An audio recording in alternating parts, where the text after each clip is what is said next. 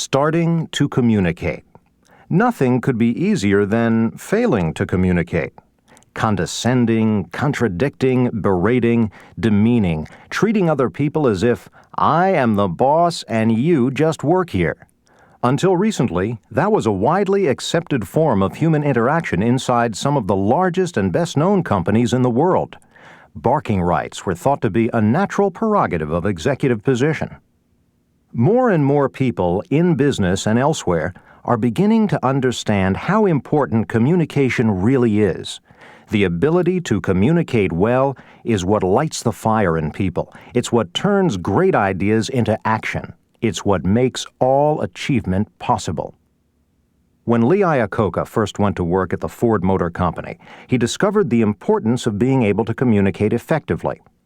I've known a lot of automobile designers and engineers with terrific ideas who had trouble explaining them to other people. It's always a shame when a guy with great talent can't tell the board or a committee what's in his head. Without mastery of that very basic human skill, the ability to talk and listen to others, members of a company, a school, or a family can't thrive for long. There's no secret recipe for how to learn to communicate well, but there are some basic concepts that can be mastered with relative ease. 1. Make communication a top priority. 2. Be open to other people. 3. Create a receptive environment for communication. No matter how busy you find yourself during the workday, you absolutely must make time to communicate. All the brilliant ideas in the world are worthless if you don't share them. Communication can be accomplished in many ways, in meetings, in face-to-face sessions with colleagues, just walking down the hall or stopping at the water cooler, or spending half an hour in the company lunchroom. What's most important is that communicating never stop. At AMR Corporation, Robert Crandall has a big conference room down the hall from his chairman's office. Every Monday, he spends much of his day in there, listening and talking to people from all parts of the company.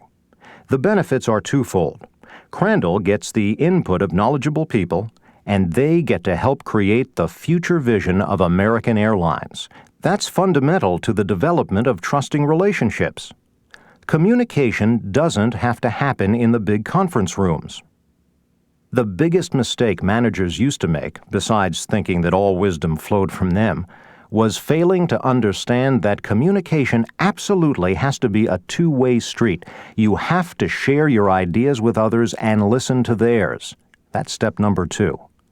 Be open to other people, above, below, and beside.